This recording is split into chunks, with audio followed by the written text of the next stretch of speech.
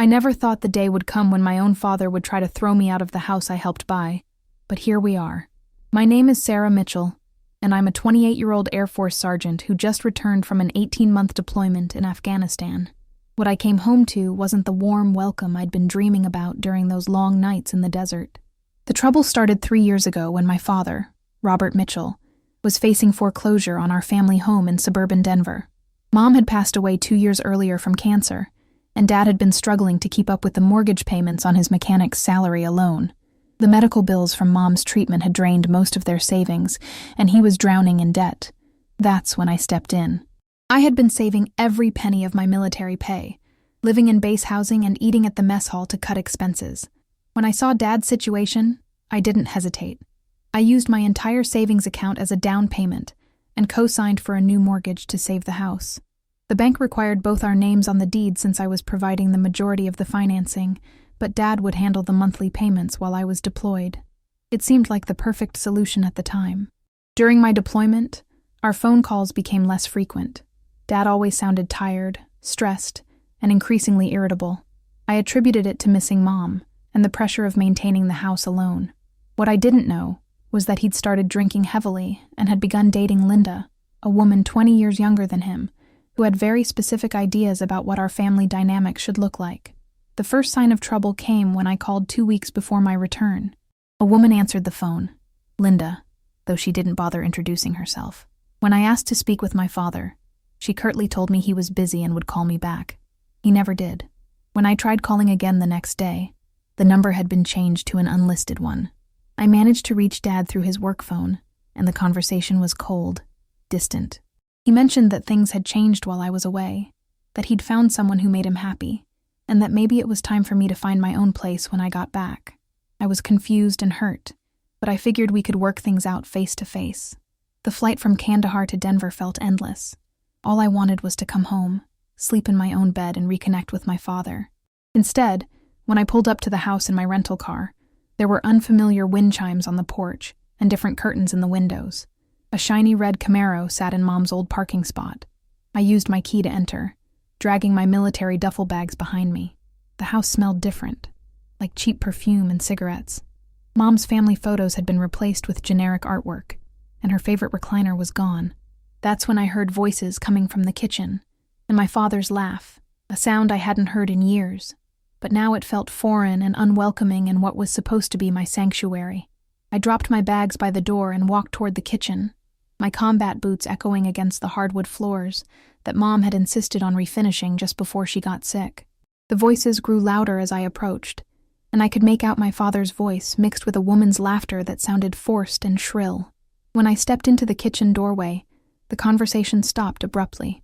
My father sat at our old wooden table with a woman who looked to be in her early 40s, blonde hair teased high and makeup applied with a heavy hand. She wore a tight leopard print top and had her manicured nails wrapped around a beer bottle. Dad looked different too. His gray hair was dyed an unnatural shade of brown, and he was wearing clothes I'd never seen before, trying to look younger than his 62 years. "Sarah," he said, not getting up from his chair. His tone was flat, almost annoyed, as if I was an unexpected inconvenience rather than his daughter returning from war. "You're early. My flight got moved up," I replied, studying his face for any sign of the father I remembered. I tried calling, but the number was disconnected. The woman, Linda, I assumed, looked me up and down with obvious disdain. "So this is the daughter you told me about," she said to Dad, not bothering to address me directly. "She's bigger than I expected." I felt my jaw clench. After 18 months of carrying 60 pounds of gear through the Afghan desert, dealing with roadside bombs and hostile fire, I wasn't about to be intimidated by some woman who'd clearly moved into my mother's space. "And you are?" I asked, keeping my voice level despite the anger building in my chest. "Linda's my girlfriend," Dad answered before she could speak. "She's been living here for the past year, helping me take care of the place." I looked around the kitchen, noting how different everything looked. Mom's herb garden outside the window had been replaced with plastic flamingos. The refrigerator was covered with photos of Dad and Linda at various bars and casinos, their arms around each other, both holding drinks and grinning at the camera. There wasn't a single photo of me, Mom, or our family anywhere in sight. "We need to talk, Dad," I said, glancing meaningfully at Linda. Anything you have to say, you can say in front of Linda, he replied, reaching over to squeeze her hand. She's part of this family now. Linda smirked and took a long swig of her beer. That's right, honey. No secrets between us. She looked at me again with that same dismissive expression. Your father's told me all about you military types. Always thinking you're better than everyone else. Always trying to control everything. I felt my hands ball into fists at my sides. The disrespect was overwhelming, but what hurt more was seeing my father sit there and let it happen. This wasn't the man who had taught me to ride a bike, who had held me when Mom died, who had been so proud when I enlisted. This was a stranger wearing my father's face, and I was beginning to realize that the next few days were going to be far more challenging than anything I'd faced overseas. The tension in the kitchen was thick enough to cut with a knife when Linda suddenly stood up, her chair scraping loudly against the floor. She walked over to the counter and leaned against it with her arms crossed, studying me like I was some kind of pest that had wandered into her territory. Look, Sarah, she said, drawing out my name like it left a bad taste in her mouth. Your father and I have been talking, and we think it's time you found your own place. You're a grown woman with a military career. You don't need to be living with Daddy anymore. I stared at her in disbelief, then looked at my father, waiting for him to correct her, to tell her she was out of line. Instead, he avoided my eyes and picked at the label on his beer bottle. The silence stretched on for what felt like an eternity before he finally spoke. She's right, Sarah, he said quietly, still not looking at me. You've been gone for over a year, and Linda's been here taking care of things. This is her home now too, and honestly, it might be better for everyone if you got your own apartment. You've got that military housing allowance, right? You can afford it. The words hit me like a physical blow. I felt my chest tighten as the reality of the situation sank in. My own father, the man I'd sacrificed my savings to help, was trying to kick me out of the house I'd helped save from foreclosure. The house where my mother had spent her final days, where every room held memories of our family before cancer tore it apart. Dad, this is my home too, I said, my voice barely above a whisper. I helped buy this house. My name is on the mortgage. Linda let out a harsh laugh. Oh, please, that was just paperwork. Your father's been making all the payments while you were off playing soldier. This house belongs to him, and now it belongs to us. Something inside me snapped. The exhaustion from the long flight, the shock of coming home to a completely changed house, and now this blatant disrespect pushed me over the edge. I straightened to my full height, letting my military bearing take over. Actually, Linda, I said, my voice now cold and steady, my name isn't just on the mortgage. It's on the deed, as in, I legally own half of this property. Dad's head snapped up, his eyes wide with surprise. What are you talking about? When I co-signed for the new mortgage 3 years ago, the bank required both our names on the deed since I was providing the majority of the down payment, I explained, watching as the color drained from Linda's face. I own 50% of this house. You can't just kick me out of property I legally own. Linda's mouth opened and closed like a fish gasping for air. She looked between me and my father with growing panic. That can't be right, she stammered. Bobby, you told me the house was yours. You said she just helped with some money. Dad rubbed his face with both hands, suddenly looking every one of his 62 years. I forgot about that part, he admitted reluctantly. The kitchen fell silent, except for the hum of the refrigerator and the sound of Linda's rapid breathing, as the implications of what I'd just revealed began to sink in. The silence in the kitchen stretched on, as Linda's face cycled through various shades of red. She pushed herself off the counter and started pacing, her high heels clicking aggressively against the tile floor that Mom had picked out during one of her good days between chemo treatments. This is ridiculous, Linda finally exploded, whipping around to face my father. Bobby, you need to fix this. She can't just waltz in here after being gone for over a year and act like she owns the place. But she does own half of it, Dad said weakly, still not meeting my eyes. I remember now. The bank made us both sign everything because of her down payment. Linda's voice rose to a near shriek. Well then, make her sell her half to you. Buy her out. This is supposed to be our fresh start, Bobby. You promised me we could make this place ours. I watched this exchange with a mixture of anger and sadness. The woman my father had chosen to replace my mother's memory was demanding he essentially steal from his own daughter. What made it worse was seeing him actually consider it, his brow furrowed as if he was trying to figure out how to make her demands work. I don't have that kind of money, Linda, he said finally. The house is worth about $400,000 now. I'd need $200,000 to buy out her half, and I barely make enough to cover the monthly payments as it is. Then get a loan, Linda snapped, or make her take payments over time. There has to be something we can do. I'd heard enough. Actually, there's a much simpler solution, I said, my voice cutting through their scheming. Both of them turned to look at me with a mixture of hope and wariness. Since I own half the house, I have just as much right to live here as Dad does. I'm not going anywhere. Linda's face contorted with rage. Like hell you're staying here. This is my home now. I've been taking care of your father, cooking his meals, keeping him company while you were off gallivanting around the world. I've earned my place here. By replacing every trace of my mother and treating this place like your personal playground, I shot back, gesturing toward the gaudy decorations and the photos of their bar-hopping adventures. This house has been in my family for 15 years. My mother died in the bedroom upstairs. I have memories in every room, and I helped save it from foreclosure when Dad couldn't manage alone. Dad finally stood up, swaying slightly. I could smell the alcohol on his breath even from across the kitchen. Sarah, please. Can't we work something out? Linda's been good to me.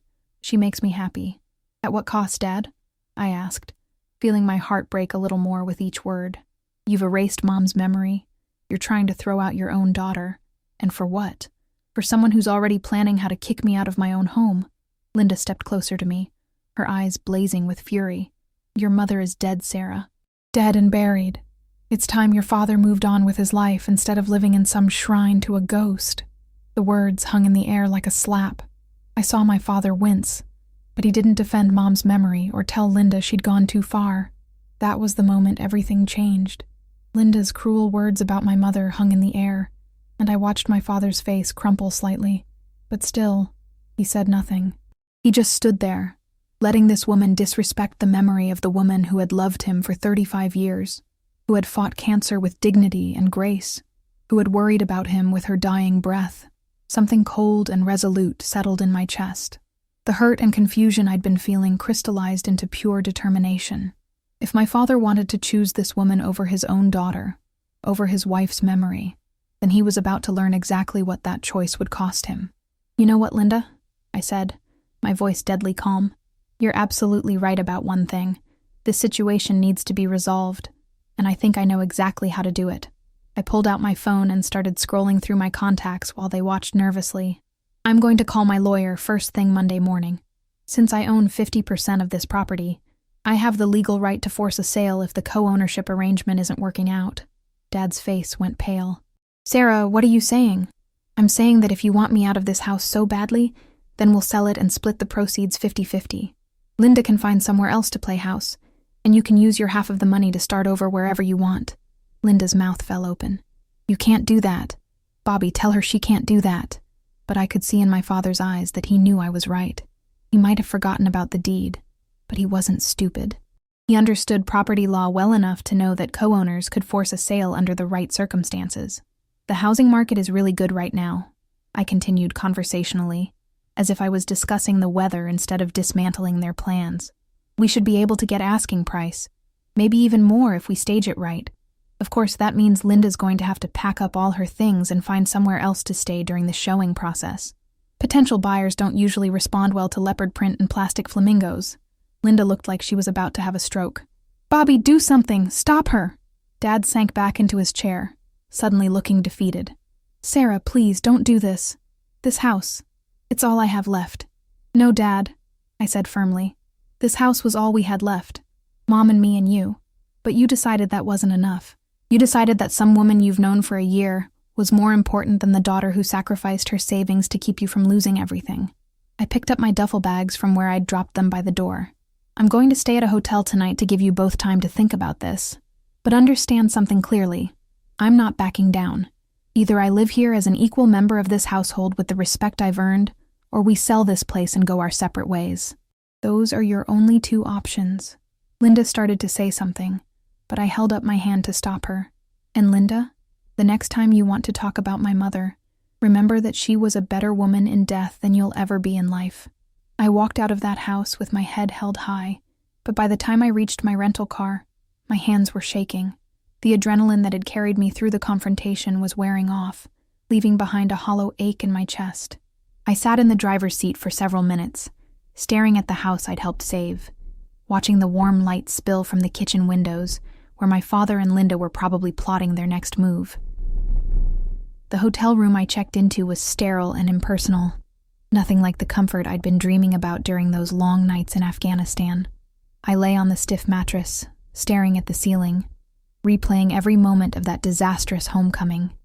Part of me wondered if I'd been too harsh, too quick to threaten the nuclear option of selling the house. But then I remembered Linda's cruel words about Mom, and Dad's silence in the face of that cruelty, and my resolve hardened again. Monday morning came with a phone call that changed everything. I was getting dressed to meet with my lawyer when my phone rang. Dad's work number appeared on the screen, and for a moment, I considered not answering. When I finally picked up, his voice sounded broken. "Sarah, you need to come to the hospital. I'm at Denver General. It's Linda." My first instinct was to hang up. After everything that had happened, Linda was the last person I wanted to deal with. But something in Dad's voice, a desperation I hadn't heard since Mom's diagnosis, made me pause. "What happened?" I asked, already reaching for my keys. "She collapsed this morning, started having chest pains and couldn't breathe. The doctors are running tests, but..." His voice cracked. "They think it might be her heart. Sarah, I know things have been bad between us, but I can't do this alone. I can't lose someone else." The drive to the hospital felt surreal. 3 days ago, I'd been counting down the hours until I could come home to my family. Now I was rushing to the bedside of a woman who'd tried to kick me out of my own house because my father was falling apart and had no one else to call. I found Dad in the cardiac wing waiting room, slumped in a plastic chair with his head in his hands. He looked like he'd aged 10 years overnight. His dyed hair was disheveled, and he was still wearing the same clothes from yesterday, now wrinkled and stained with coffee. "How is she?" I asked, sitting down beside him. "They don't know yet. She's stable, but they're talking about surgery. Something about blocked arteries."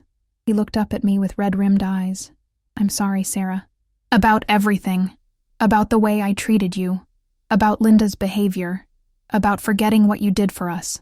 I've been such a fool." Before I could respond, a doctor approached us. "Mr. Mitchell, we have the test results for Ms. Patterson. I'm afraid it's more serious than we initially thought. She's going to need immediate triple bypass surgery. The next 24 hours are going to be critical." Dad's face crumpled, and despite everything that had happened, I found myself putting my arm around his shoulders as he broke down completely. The surgery took 8 hours. Dad and I sat in that sterile waiting room, watching the clock tick by with agonizing slowness. Somewhere around hour 4, the initial awkwardness between us began to dissolve into something resembling the relationship we used to have.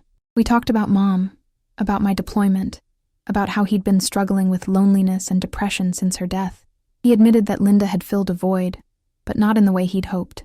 "She reminded me that I was still alive," he said quietly, staring at his hands. "After your mother died, I felt like I died too.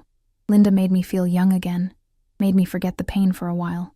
But I see now that I was just running from grief instead of dealing with it." When the surgeon finally emerged, exhaustion written across his face, we both jumped to our feet. "The surgery went well," he said, and I felt Dad sag with relief beside me.